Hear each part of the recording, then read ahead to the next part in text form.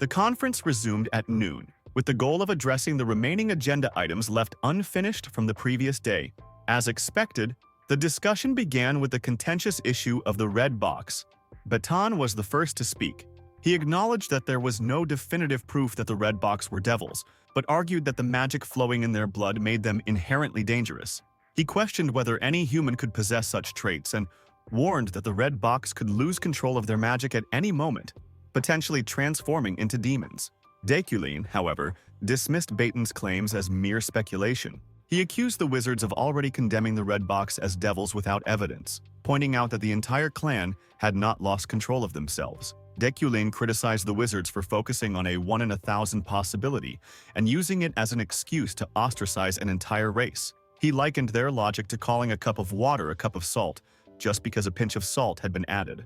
The room was stunned by Deculein's words, especially given his family's history. The Yukline family had played a significant role in the massacre of the Red Box 60 years earlier, a war that had allowed them to gain partial rights to mana stone mines. Baton, frustrated, brought up the Red Box's differing religion, but Deculein dismissed the topic, stating that religious discussions had no place at Burkett's round table. Despite Baton's growing anger, Deculein remained steadfast. The authority of the Yukline family in matters related to devils was undeniable, given their deep roots in the history of wizardry. With no resolution in sight, the moderator decided to table the red box agenda for later and called for a short break. During the break, Glythian was seen laughing in the waiting room, a stark contrast to his usual demeanor. Sylvia, his daughter, observed him with confusion, noting that he seemed both amused and deeply contemplative. Glythian wondered aloud about Deculein's true motives, but Sylvia knew he would never uncover the truth. She recalled Deculein's words from the previous night. Magic wasn't made to kill people. The conference resumed, and the remaining agenda items were addressed with relative ease. Deculein offered measured insights to ease tensions surrounding the red box issue, though most attendees were more focused on the day's topics than his remarks. Despite his efforts, the atmosphere remained tense, as defending the red box was seen as a villainous act by many. After 9 hours, the conference finally concluded. As the attendees left the Elders' Hall, Baton confronted Deculein, demanding to know his true intentions. He accused Deculein of secretly supporting the Red Box and reminded him of the Yukline family's role in the war 60 years prior.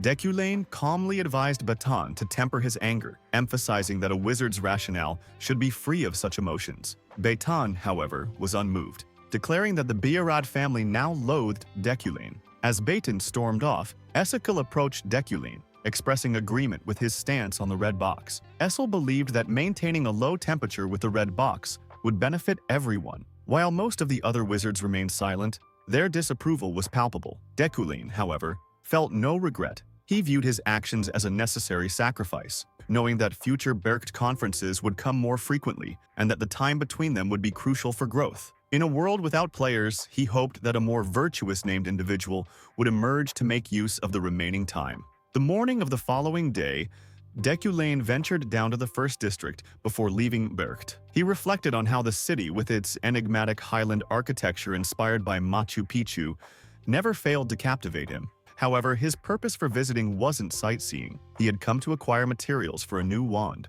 Deculein possessed a rare and valuable material for crafting a wand and planned to commission a master craftsman in Berkt. The city was renowned as a haven for magical materials, and he easily found what he needed: white tiger's fang, white swan's feather, mana stone candle, and more. The total cost came to 4 million elnes for 8 items. While Deculein didn't have that amount in his personal account, he used the Yukline family check, knowing Yariel would handle the payment later. Even if she didn't, he could cover the cost by selling the vase he had acquired earlier. As Deculein examined a mana stone, his thoughts were interrupted by Alan's excited voice. Alan called out to him, pointing to a familiar figure nearby. Lilia Primian, the vice director of the Security Bureau. Lilia's sharp eyes met Deculein's, and she acknowledged him with a nod. To express their gratitude for Lilia safely bringing Alan to Berkt, Deculein invited her to join them for a meal. The restaurant was quiet, with a subdued yet comfortable atmosphere. As they sat down, the aroma of freshly prepared food filled the air. Lilia thanked Deculein for the meal, but quickly shifted to business, explaining that she needed to ask him a few questions to complete her investigation. She inquired about the fate of his escort knight, Veron. Deculein calmly replied that Veron had died in the ambush. Lilia's expression remained neutral, but it was clear she was carefully assessing him. As the waiters served their meals, Deculein began eating, maintaining his composed demeanor. Meanwhile, Lilia's thoughts wandered, questioning what made Deculein so different, asking Haack. Previously, in Chapter 20, Deculein had captured Haack, who was subsequently sent to the Imperium. Located in the south and directly controlled by the Emperor, the Imperium serves as the backbone of the continent's administration. Protected by the rugged Kadia Mountains, it houses key institutions like the Foreign Affairs Bureau, the Justice Bureau, and the Internal Affairs Office. Within its walls lies a high-security criminal interrogation room under the jurisdiction of the Public Security Bureau, where Haack was detained. Lilia Premien, the deputy director of the Public Safety Bureau, stood before Haack. Known for her icy demeanor and sharp intellect, Lilia was a prominent figure within the Imperium. She informed Haack that he would be sent to Haack prison, a place where he would likely spend the rest of his life, or perhaps not even survive a year. Her voice was cold and unyielding. Lilia demanded to know if Haack had any objections, but he remained silent. Frustrated, she ordered him to activate his ability. Haack smirked and complied, cutting off all magic in the area and disabling the surveillance crystal ball. Once the room was secure, Lilia's composure shattered. She berated him for endangering their clan, warning that his actions had only worsened the already oppressive public opinion against the Red Box. She revealed that the only reason he was still alive was for research purposes, and sternly instructed him not to mention the Red Box again.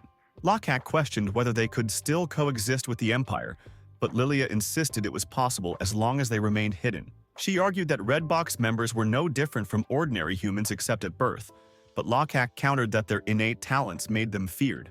Lilia, visibly angry but maintaining her indifferent expression, pressed him further, demanding to know why he had provoked Deculein. She revealed that the Yukline family was already under surveillance, and while they weren't planning to kill Deculein, the executioners wouldn't hesitate if necessary. Haack, however, defended Deculein, calling him a real noble, who had treated him with dignity and respect. He recounted how Deculein had recognized him as a Red Box but chose not to kill him, a gesture that made Haack believe even the Red Box could live in harmony with the world. Lilia was momentarily stunned by this revelation but quickly regained her composure. She reminded Haack of the Yukline family's dark history, pointing out that Deculein's ancestors had led the massacre and suppression of the Red Box.